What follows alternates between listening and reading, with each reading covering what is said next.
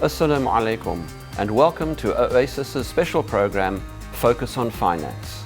We'll be bringing this to you during the month of Ramadan.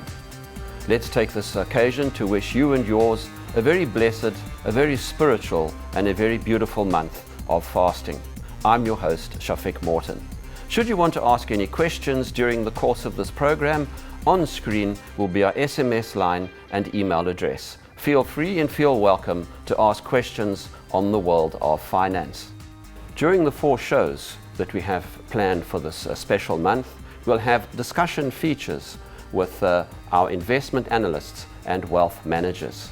We kick off the series today with a chat with Ebrahim, Oasis CEO and Chief Investment Officer. He spoke to Ashraf Garda. Adam, appreciate your time. Assalamu alaikum. Welcome to the show.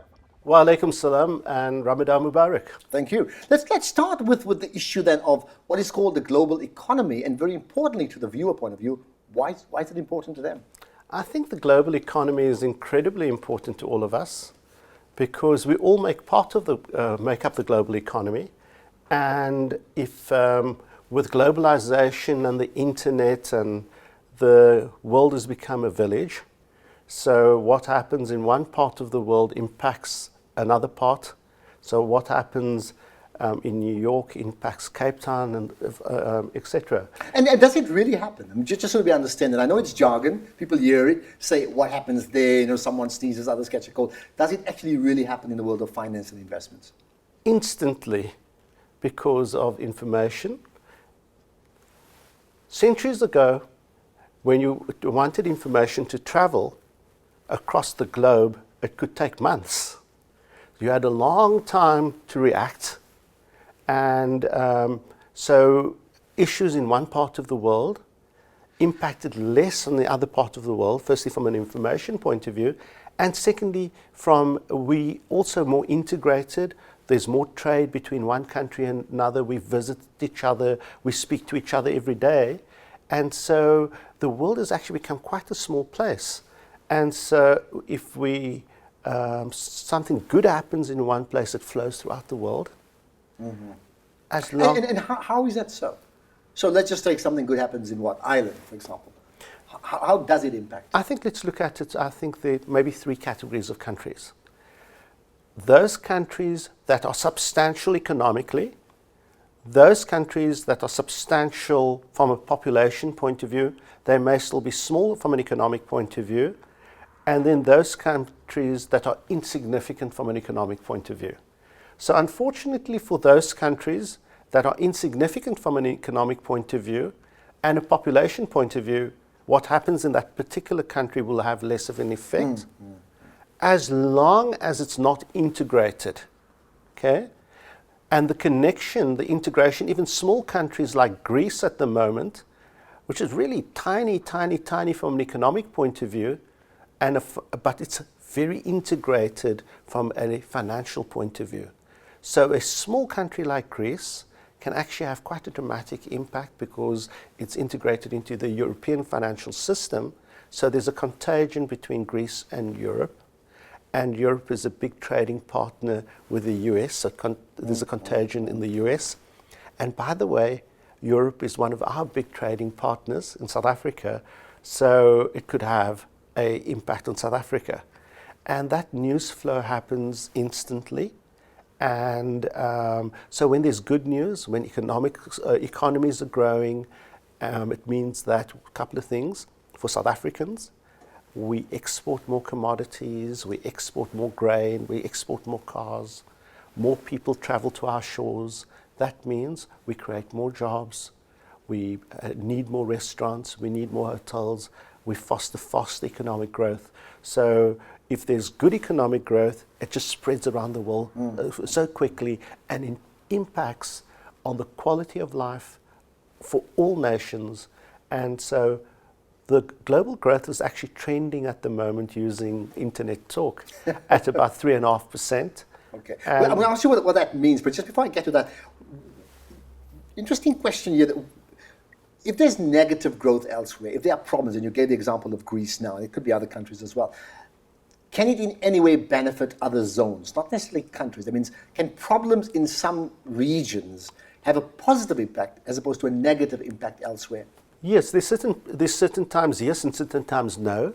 So, for example, if you're a exporter of a commodity and you're having technical problems and you're unable to export, your competitor countries who also export those commodities will benefit from two things.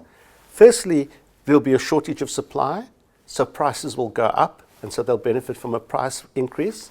And secondly, they will actually export more, so they'll get a price and volume effect. So one person's misery is another person's happiness. That happens often, and that's why we must remain competitive. But it doesn't always happen, because there may be something that actually has, for example, if something negative happens on financial markets rather than in operations. So a large bank goes bankrupt that is interconnected with another major bank, and then that flows through the rest of the world.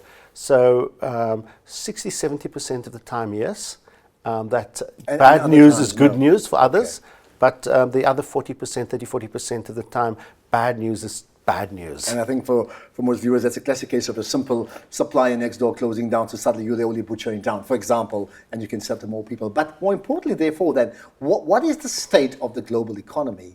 And I'll ask you about South Africa's economy just after that. But global economy, how would you make us understand where we are as a world? I think the world is growing really well, 3.5%, trending 3.5%. 3.5-4% is very good global growth. However, the world's actually, for a very long period of time, the growth was synchronized. So most countries grew at a similar level. There weren't major stresses and strains. The financial crisis was as a result of stresses and strains, overvaluation, greed, and financial leverage. And so what happened, those countries that experienced the worst of the financial crisis and acted, like the US, like the UK, Spain more recently, and Ireland, they've actually had massive reform. They've structured their labour markets, they've fixed up many things in the economy, tough decisions, and then they've had very low interest rates and a lot of money in the system. And those economies are now starting, the US quite mature in its development and growth, UK too, but then Ireland and Spain are now starting to grow.